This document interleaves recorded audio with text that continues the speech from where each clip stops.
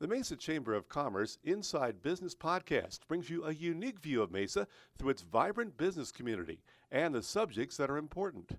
The podcast is produced in the Mesa Chamber of Commerce Media Studio, sponsored by the University of Phoenix.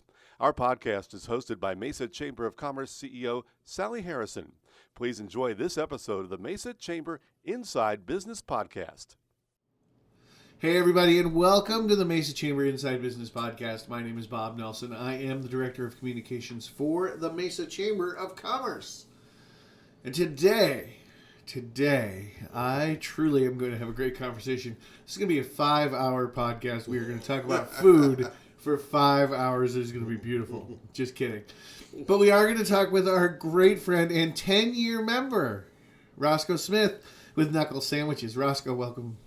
Good morning. Thank you for having me here. I'm really excited to be here. Oh, it's excited to have you. We are going to talk about some food. So we are going to talk about food. Knuckle Sandwiches has been around 10 years. Actually, Knuckle Sandwiches has been, it'll be 6 years in June. Okay. Yeah. Okay. Prior to that, I was a franchisee at that same location of a chain restaurant. Really? Yeah. So... Oh, wow. For 5 years. I did not know that. After 5 years, I got out of it and created Knuckle Sandwiches. So, well, let's talk about you for a little bit. Okay. So let's introduce people to Roscoe. So tell us how you came to the food industry. I guess that started pretty early. I guess not the food industry, but just interest in food. I come from a background of food, good people that know how to cook. A lot of my family learning those different things when I didn't even know I was learning them as a child. Watching my mom cook, watching my aunts, things like that. Watching my dad grill, stuff like that. Okay, so that takes me to something, because usually for chefs, there's a person, right? There's a person. This is the person that cooked for me when I was growing up, that inspired me, that made the food that tasted so good. Who was that person? My mother. Mom? Yeah. Definitely. Okay. Definitely. She can make anything. Really? Yeah. Yeah, definitely my mother. Okay. All right. I can remember, vividly sitting. We had, I think every house in the 70s and 80s had one of those little metal chairs that had the fold out steps that was like a step ladder chair. I can remember sitting in that chair, just watching her cook in the kitchen and just seeing her do these things over and over again, and realizing that I was not realizing then, but realizing later that I was just learning all this stuff. I was just soaking it in. Yeah. And that just kind of fostered my love for food and passion for food. So what was Mom's go-to? Like, what could Mom hit A game every time? There wasn't much she couldn't hit Okay. A game every time, to be honest. I would have a better chance of picking out stuff that I didn't like versus what I did like. But was it just a personal taste thing? Because, sometimes it's A game, but it's just not for us, right? I'll say it like this. Well, yeah, yes and no. But I'll say it like this. You know how people have... I'm giving Mom the benefit of the doubt here. I'm just saying. I'm going for it. I mean, there was this certain things that, like for instance, as a kid, I couldn't stand broccoli.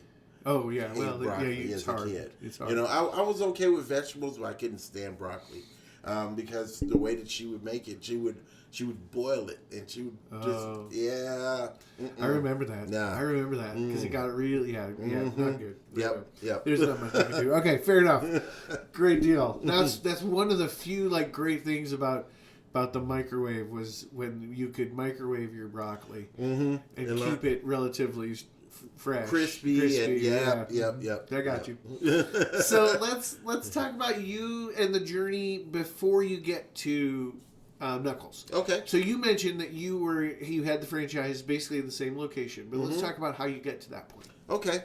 So I guess I should start back in college. I went to college in Missouri. When I started out, I was going to be a psych and sociology major. About halfway through school, realized that just wasn't I didn't want to be in school for another 8 years after undergrad in order to be able to really do anything with that. So I changed my major and went into hospitality. Okay. At the advice of a friend of mine that was in that major. So got into it, started working in hotels and things like that, realized that I loved it, graduated college, went off, and then over the next, that was 1997, probably over the next 10 to 15 years, I did different things in the hospitality industry. I worked fast food. Sure. I managed fast food places, full service places, institutional. I worked at a hospital for a while, in their food service department. And I guess the biggest part, the best experience I got, I worked for a family in Missouri that they, I guess, made their money in construction. Okay. And was branching off into the restaurant space. So they had opened a steakhouse. I started working for them there, moved my way up the ranks from the service manager to the GM. And then they decided to expand out, and they opened a catering facility as well as an Italian concept. So at that point, they just kind of gave me the checkbook and said, go do it. Yeah. So I was able to create these things out of 4 empty walls in a building, and just say and be able to do it and learn. And with somebody else's money, which was like the greatest thing. Right? Always doing somebody else's money, right? Yeah, which was like the greatest thing, and obviously I treated it like it was my money. I wasn't trying to waste it or anything like that, but I mean, that really prepared me for what was to come, which I didn't know at that point, was being able to open my own restaurant. Sure. Okay, so let's talk about Knuckles. Let's kind of dig in a little bit. So 6 years. Mm-hmm. How would you describe Knuckles' kind of culinary personality? It is very comforting. It's born out of a brainchild of a lot of different things that have been rolling around in this head of mine for the last 15 or 20 years. Now I've been there a lot, so I sense a little bit of Chicago. A little bit, yeah. A little bit, a little bit of Chicago flair, but just different avenues, different inspirations, different innovations on things that, like I said, have been kind of rolling around. Obviously, since I grew up in Chicago, some of it's influenced by that whole Chicago flair, which Chicago's a great food town. There's not a whole lot of places you can go and get bad food in Chicago. So I've tried, I don't know, a fair amount of the menu over time. Love it all. Love it all. Thank you. It's all fantastic. Thank you. I am a meatball sub guy, so I'm a little bit drawn. I have a little bit of a bias towards the meatball sub because it's fantastic. But you chefs or people in the culinary industry, they talk a lot about like the sauce is the soul. The idea that I can make you a chicken sandwich, but it's really what I do with that chicken that makes the difference, right?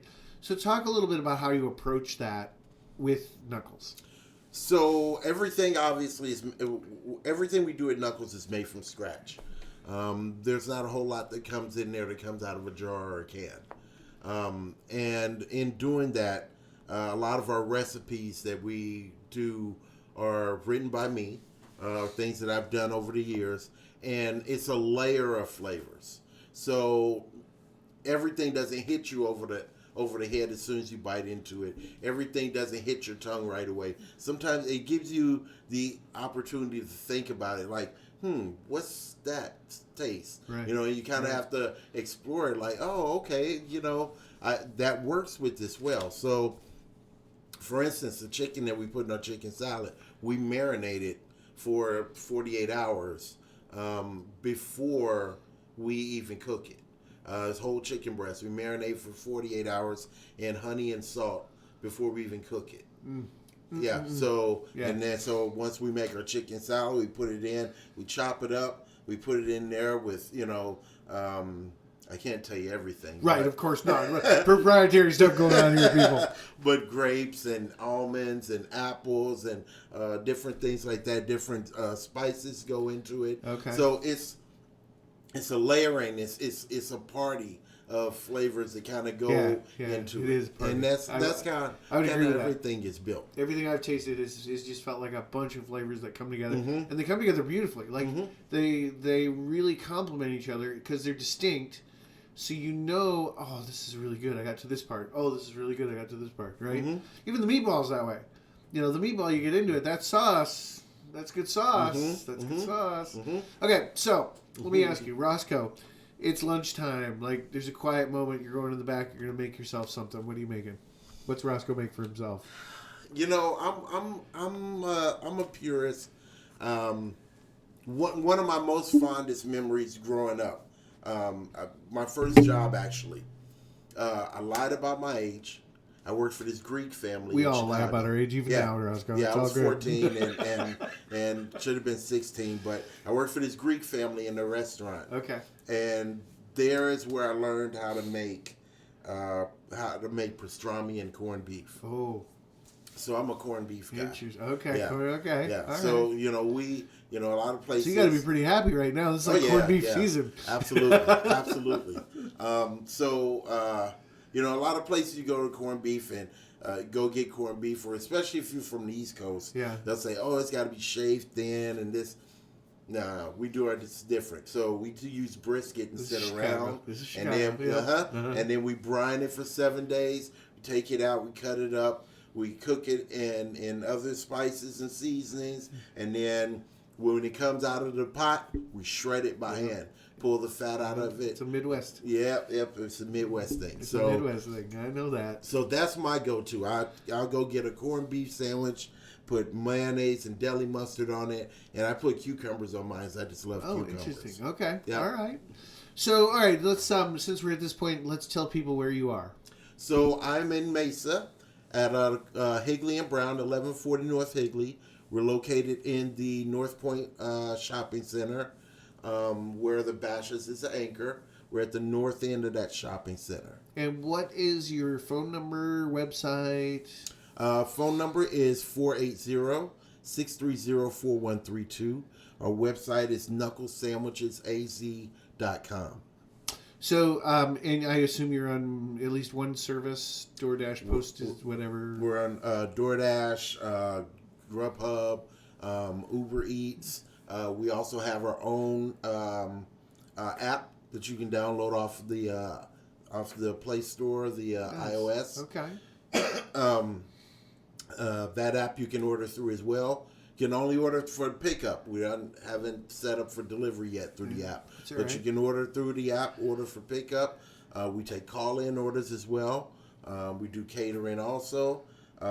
So, yeah, there's not a whole lot of ways. There's a whole lot of ways you can get hold to us. So let's talk about catering for a second, because obviously, one of the reasons that you're here is that we talk about the chamber catering menu that people can take advantage of for their business when they're having a meeting, 10, 12 people, whatever.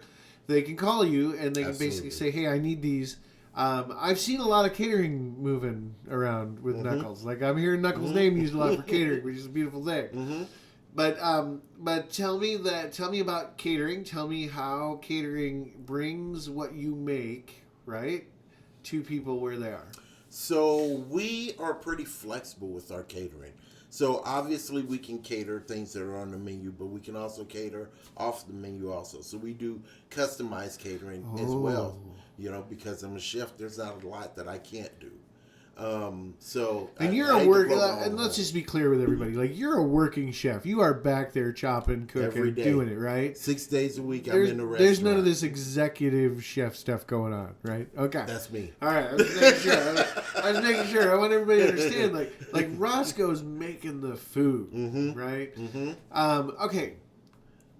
I'm sorry, I interrupted you. No, you're fine. You're fine. So, yes, we can cater things off of the menu also. We can do everything from, light or heavy appetizers all the way up to full-blown meals, buffet meals, whether it be filet mignons or some sort of chicken dish or what have you.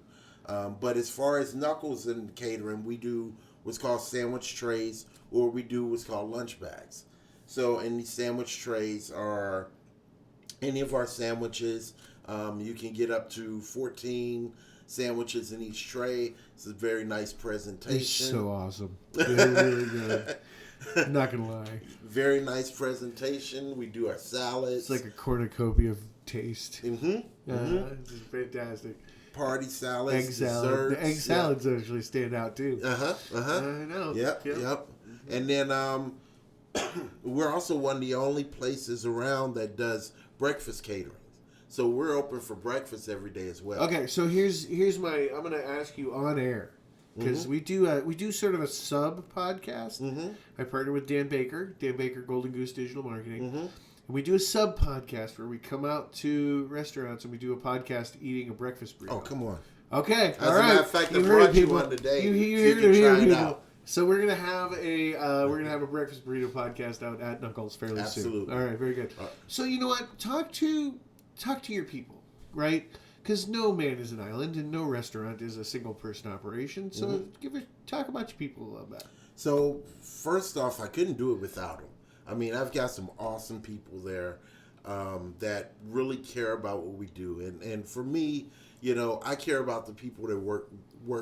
I say work for me, but actually I work with every day. They don't, you know. I guess they do work for me, but I more work with them than them work for me.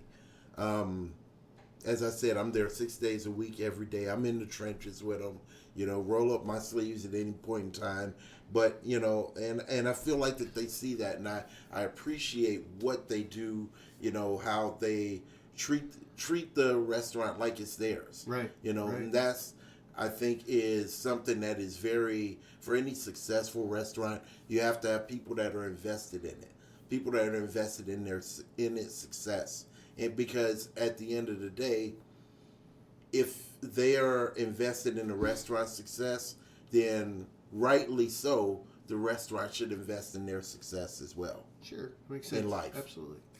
Okay, so before we get to this fantastic bag that's sitting here that I've been eyeballing, I gotta know, this is for everybody out there in the audience, what's the messiest sandwich? Like, what's the sandwich that if somebody's gonna come in and really kind of like get into it? I got a couple of those. All right, hit me. Go. So I got one called a heavyweight, and this is like a 4-layer sandwich. So it's got corned beef pastrami, roast beef, and turkey on it, along with coleslaw, onions, green peppers, olives, mustard. Yeah, so that's one of them. The other one would probably be, I mean, when you pick it up, you got stuff running down your arms. Yeah, the other that's one what I'm talking would about. probably be the Dagwood. Okay. All right. So if you ever seen like the Blondie comic strips in the newspapers, and her husband Dagwood would always go into the refrigerator and come out with this like 2-foot sandwich. Yeah. That's fantastic. Okay, so you brought us a bag today. Yes. What's in this fantastic bag? I'm going to let you open it. I'm sorry to those of you at home, you cannot see the fantasticness that is about to transpire, but I'm going to go grab my phone and take some pictures. So I got a few things in here. All right. I've got our hot stuffed chicken, which is one of our stars. And I'll tell you, when in the beginning, I didn't think that sandwich was going to work very well, but it does. So, It does.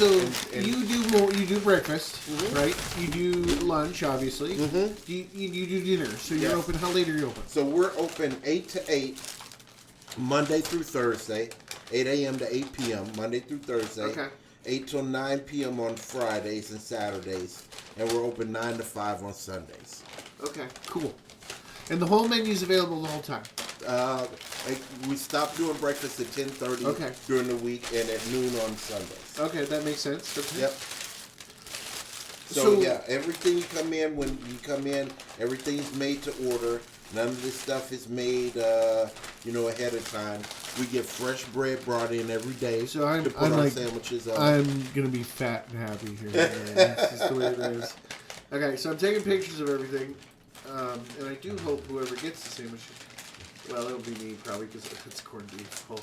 Yes, so I brought a corned beef Okay, Reuben. so the corned beef Reuben is the best looking corned beef Reuben I think I've ever seen. It's a sexy sandwich. It is sexy. It absolutely is. I think so anyway. Yeah, I love it. And then this is our breakfast burrito. So as I was saying feel like before, I shouldn't eat that one because I'm going to come back for another one. So as I was saying before, we're one of the only places there's not very many places that cater breakfast. Yeah. And we do. Yeah. Whether it be burritos, we also have bagel sandwiches. We just started something new with a French toast. Salsa? Yes, we make that salsa fresh. We also started French toast breakfast we make with apple French toast and make apple butter on it.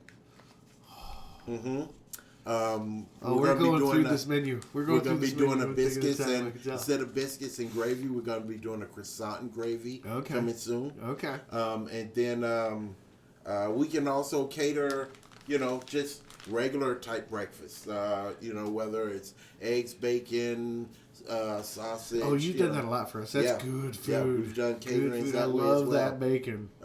Continental breakfast, what have you. We can cater that as well. So, what's a good start sandwich? So, let's say you're getting that person that really kind of, because this is not a large chain recipe, right? Right. This is you're in it to win it. Yeah. Right. So, what's a good sandwich for people to start with?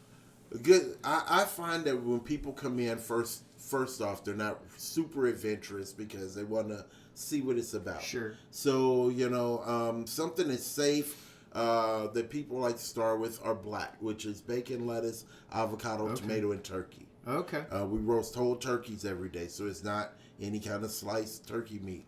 I go through about between 14 and 20 22-pound turkeys a week. Wow. That we roast every day. Yeah. That's roast 2 or 3 of fantastic. them a day. So that's a good place to start. Our roast beef sandwich is a good place to start. Our ham melt. That's a good place to start. We use thick sliced smoked pit ham. Yep. Oh. Okay, let's talk bread. We haven't talked bread, and I know we're way over our normal podcast time, but that's fine. This is food, and this is important. So let's talk bread. Tell me about your bread. So we get our bread brought in from a local bakery, fresh every day. We actually use a couple of bakeries here in town. They make our bread to order. So I order it today. It's there tomorrow. They bake it overnight. Oh wow! So this stuff is fresh. Only reason why we don't make it in-house, we're too busy making meat and sauces and everything. Yeah, I was gonna say it's a big endeavor. And That's a big endeavor. I've seen the space. And the kitchen space is adequate, not extensive. Right.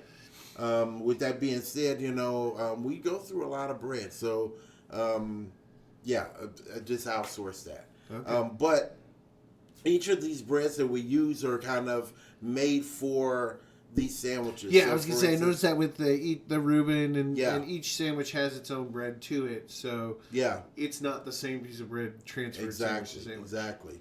We use real Jewish rye for our Reubens and our pastrami sandwiches and our patty melts instead of that marble stuff. Sure. Not a fan.